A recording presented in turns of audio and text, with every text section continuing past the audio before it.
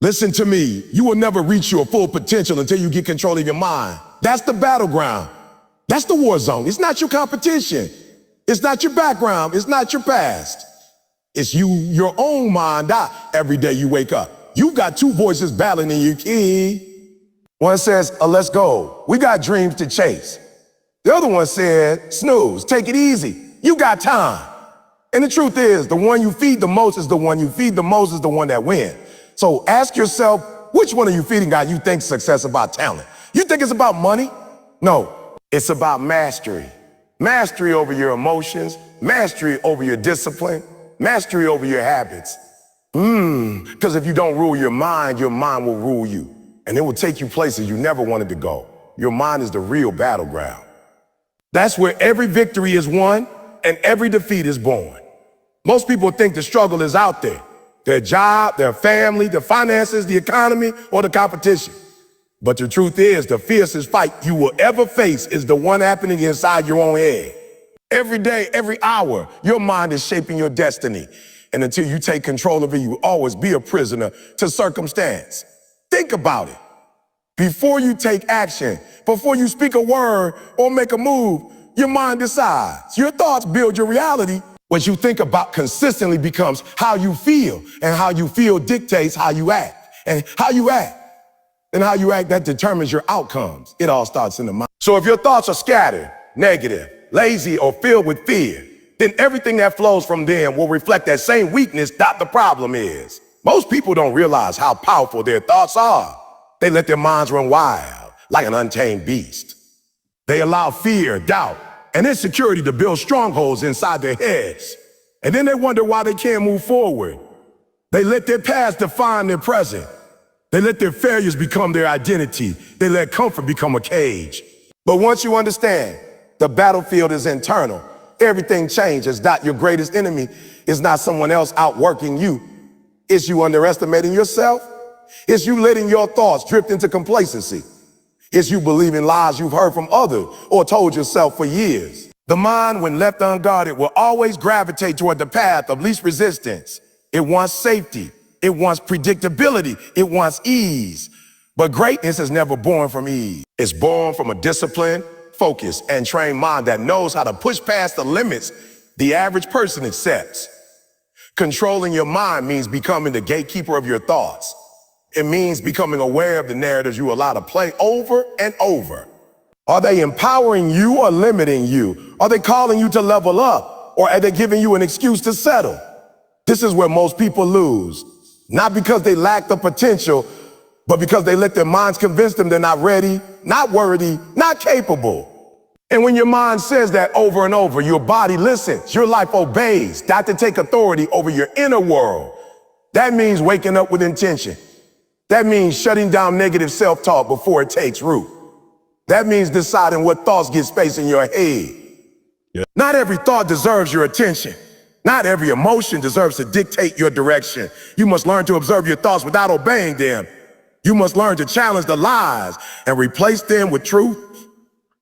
Because if you don't stand guard, your mind will build a prison out of fear, and you will live your whole life wondering what could have been. The war is not out there. It's in you. And if you win that war, you can win anything else. That's the secret the greats have figured out. Athletes, entrepreneurs, leaders, they all fight the same war. But they've trained their minds to respond with clarity, with confidence, with resilience. And that doesn't happen by accident. It happens through repetition. It happens through pressure. It happens through pressure. It happens through the decision to never again let your thoughts bully your future. Discipline over motivation. That's the rule. That's the difference maker. Motivation is a spark, a moment, a temporary fire.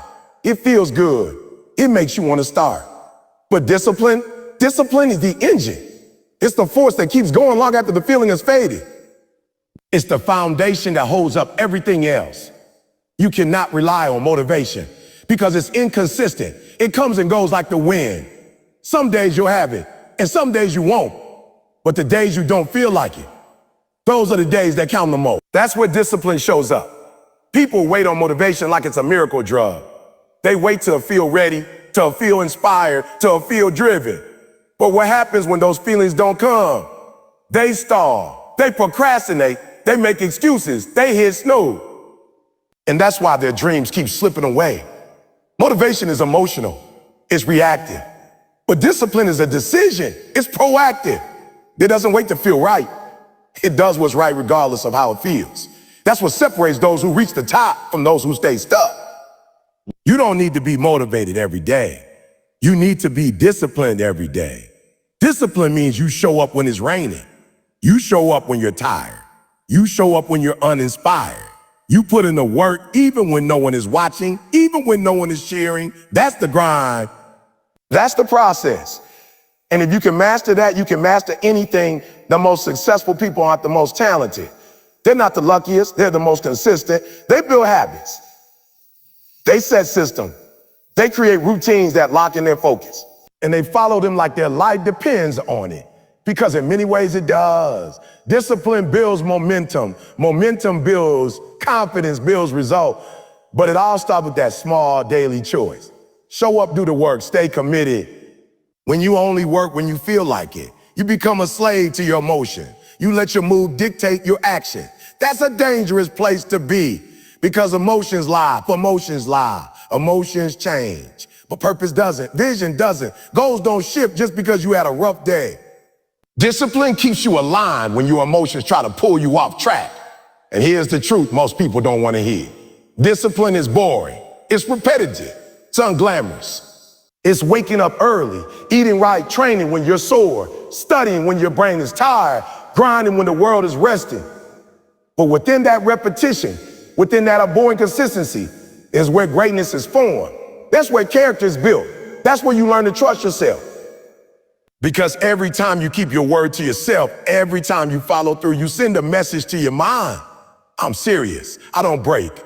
I don't fold. That's what discipline does. It builds your identity. It becomes who you are. Not someone who tries, but someone who finishes. Not someone who dabbles, but someone who dominates. You don't just want to get things done when you're excited. You want to be the type of person who gets things done regardless. That's what it means to be dangerous. To be unstoppable, to be trusted with your own future. When you train yourself to act with discipline, you become your own motivator. You don't need hype. You don't need music. You don't need applause. You just need your mission. And when your mission is bigger than your mood, nothing can stop you. You must choose which voice to follow because every day, every moment, there are two voices competing for your attention. One is the voice of progress, the voice of discipline, the voice that pushes you toward your goals. The other is the voice of comfort, the voice of doubt, the voice that whispers and take it easy. You've done enough or you're not good enough. And whichever voice you give power to, that voice will shape your future. That voice will determine who you become. The voice you feed is the one that grows. The voice you listen to most becomes the loudest, the strongest, the one that eventually becomes your truth. And that's the danger. If you constantly give in to the voice that tells you to slow down, to stop trying, to wait until tomorrow, that voice will begin to control your decision, your habits, and your results. That voice is not there to help you. It's there to protect you from discomfort. But success lives on the other side of discomfort. Too many people live their entire lives obeying the wrong voice. They let fear speak louder than faith. They let comfort speak louder than purpose. They let insecurity speak louder than confidence. And they wonder why they never break through, why they never elevate, why they never reach the level they dream of. It's not because they don't have what it takes. It's because they're following a voice that tells them they don't. You have to become aware of your inner dialogue. That voice inside your head is always talking, always narrating, always influencing how you see yourself and what you believe is possible. If that voice is negative, if it's toxic, if it's rooted in fear or weakness, it will sabotage your progress every time. You might start strong, but as soon as resistance comes, that voice will try to pull you back. This is too hard. You'll never make it. But what if you fail? And if you listen long enough, you start to believe it. You start to slow down. You start to shrink. You start to settle. But there is another voice in you, a powerful voice, a voice that knows your potential, a voice that's fueled by purpose and built on strength. That voice is not loud. It doesn't scream. It waits. It waits for you to choose it. It waits for you to believe in it. It tells you, keep going. You've got more in you. or push through. You were made for this. That voice doesn't come from hype. It comes from truth. It comes from your vision. It comes from everything you say you wanted, everything you told yourself you would become. And the truth is, you will never completely silence the wrong voice. It will always be there. It will always try to creep back in, especially when you're tired, when you're stressed, when you're uncertain. But your job is not to eliminate it. Your job is to override it, to overpower it, to decide which voice leads and which one gets ignored. That takes strength. That takes training. That takes repetition. You don't just become mentally strong one time. You develop it every day by choosing the right voice over and over, no matter how you feel. Every time you make a choice aligned with your goals, every time you show up when it would be easier to stay comfortable, every time you say no to the voice that says stop, you strengthen the one that says go. And the more you do that, the more powerful that voice becomes. Soon, it's not a whisper. It's not a hope. It's a command. It's a conviction. And when that becomes the dominant voice in your life, there's nothing you can't do. God, growth lives in discomfort. That's the truth most people run from. But it's the truth that separates the successful from the stuck. Comfort is where most dreams go to die, because nothing great ever comes from staying in a safe, easy, predictable place. Discomfort is the environment where transformation takes root. It's where pressure forces you to evolve, where struggle sharpens your character, where resistance builds strength you didn't even know you had. Growth does not show up when things are easy. It shows up when you're stretched, challenged, and pushed beyond your limits. Every time you step into discomfort, you expose yourself to something new. You face uncertainty, and with uncertainty comes fear. But that fear is not a sign you should stop. It's a sign you're on the edge of something greater. That's where the breakthroughs happen. Not in the routine, not in the familiar, but in the chaos, the unknown, the difficult. That's the space where most people turn around. That's where they fold. But if you can stay there, if you can keep moving forward, despite the discomfort, you begin to grow in ways that can't be reversed. You have to rewire your mind to see discomfort not as punishment, but as preparation. That pain you feel when you're pushing through a tough workout, when you're grinding on a late night, when you're sacrificing temporary pleasure for long-term gain, that's not weakness. That's growth trying to break through. Most people want to grow, but they don't want to feel pain. They want results, but not the resistance. But growth and pain are partners. You can't have one without the other. The gym is a perfect example. If you lift light weights that your body is already used to, you won't grow. Your muscles won't tear, your body won't adapt, and nothing will change. But when you add weight, when you challenge your limits, when it starts to burn, that's when the growth begins. Life works the same way. Mental, emotional, spiritual growth, they all come from stress, from pressure, from doing the uncomfortable thing over and over until you become something new. Discomfort also teaches you discipline. When you embrace the hard things, you stop waiting for conditions to be perfect. You stop needing everything to feel good before you take action. That's where you build consistency. You start doing needs to be done, whether it's fun or not, whether it's convenient or not. That kind of mindset is dangerous because now you're no longer controlled by feelings. You're controlled by vision. You're driven by purpose, and purpose doesn't care if you're comfortable. Purpose demands effort. It demands sacrifice. And that sacrifice almost always feels uncomfortable. It's easy to get addicted to comfort. The world is built for it. Fast food, instant entertainment, soft schedules. Everything around you is designed to make life easier, but easy is not your friend. Easy is the enemy of progress. The moment you get too comfortable, you stop growing. You stop reaching. You settle. And slowly, without even realizing it, you start to shrink. Not because you don't have potential, but because you stop challenging yourself. When you choose discomfort intentionally, you set yourself apart. You do what others avoid. You face the tough conversations. You take the risks. You stay in the fire. And every time you survive it, you come out with more strength, more clarity, more confidence. You start to realize you're capable of more than you thought. You stop underestimating yourself. You stop running from the hard things, because now you understand that the hard things are the path. They're not the obstacle, they are the process. And the more you walk that path, the more you become the person you were designed to be. You have to talk to yourself more than you listen to yourself. That might sound strange at first, But it's one of the most powerful principles for mastering your mind and transforming your life. Every single day, your brain is running nonstop commentary. Thoughts, doubts, fears, memories, distractions. If you just sit back and listen to everything that comes through your mind without challenging it, you become a passive participant in your own life. That's how people end up stuck in cycles of procrastination, self-doubt, and underachievement. But when you take control of the conversation happening in your head, you take control of your life. The truth is, your mind will talk to you whether you like it or not. It will remind you of past failures, criticize your decision, question your ability, and create stories that aren't even real. If you're not careful, you'll start to believe everything you hear. That little voice will say things like, "You're not good enough," "This is too hard," "You don't belong here." And if you don't confront it, that voice will become your reality. That's why you have to step in and talk back. You have to interrupt the negativity with power, with intention, with truth. That speaking to yourself is about choosing the narrative.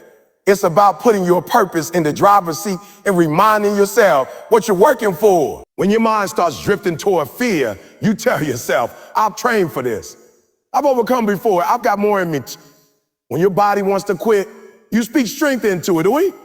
We're not done. We keep going. This is what it takes. The words you speak to yourself carry power. They set the tone. They set the pace. They set the standard.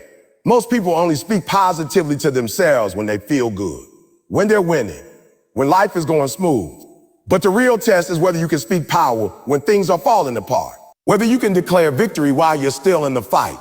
That's what separates people who rise from people who fold. Anyone can feel confident when it's easy, but it takes a different level of mindset to stand tall when everything in you wants to fall apart. Talking to yourself also reinforces your identity. The more you affirm who you are, the more your mind begins to accept it as fact. That's why athletes tell themselves, "I'm the best," even when they haven't won yet. That's why entrepreneurs say, "I always find a way," even when everything looks uncertain. It's not about pretending. It's about creating a mental environment that supports your goals instead of destroying them. What you say to yourself, especially in moments of challenge, builds belief. And belief is the fuel for action. You can't afford to let your inner dialogue go unchallenged. If someone else said to you the things your mind sometimes says, you cut them out of your life. So why tolerate it from yourself? You've got to take authority. You've got to rewrite the script. You've got to make yourself talk a tool, not a trap. Every time you speak life over your goals, over your process, over your struggle, you make it harder for fear and doubt to survive. Not start making declarations, not suggestions. Speak with certainty. I will finish. I will overcome. Overcome.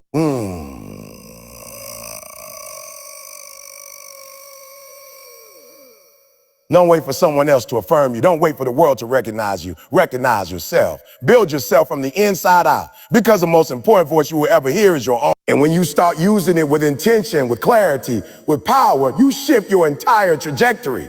You stop waiting for circumstances to align. You stop being reactive. You start taking command of your inner world, and everything external starts to follow. Command your mind like a warrior. That means you stop negotiating with weakness and start operating from discipline, clarity, and purpose. A warrior doesn't ask how they feel before entering battle. They don't second guess the mission. They don't wait for permission. They train. They prepare. Dope. That's the mindset you need if you want to win in life. Because life doesn't hand out trophies for potential. It rewards the ones who can lock in, who can focus, who can stay committed, even when every part of them wants to quit. Your mind is the control center of your entire life. If you don't lead it, it will lead you. And most of the time, it will lead you the wrong way. Your mind will try to protect you from discomfort, from risk, from failure. But those are the very things that build you. So if your mind is left unchecked, it becomes your biggest obstacle. That's why warriors train their minds just as much as their bodies. They condition their thoughts. They build mental toughness the same way others build muscles, through repetition, through resistance, through relentless effort. You have to stop thinking like a victim and start thinking like a fighter.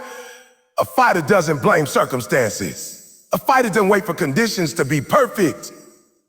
A fighter adapts, adjusts, and advances. When obstacles come, they don't freeze.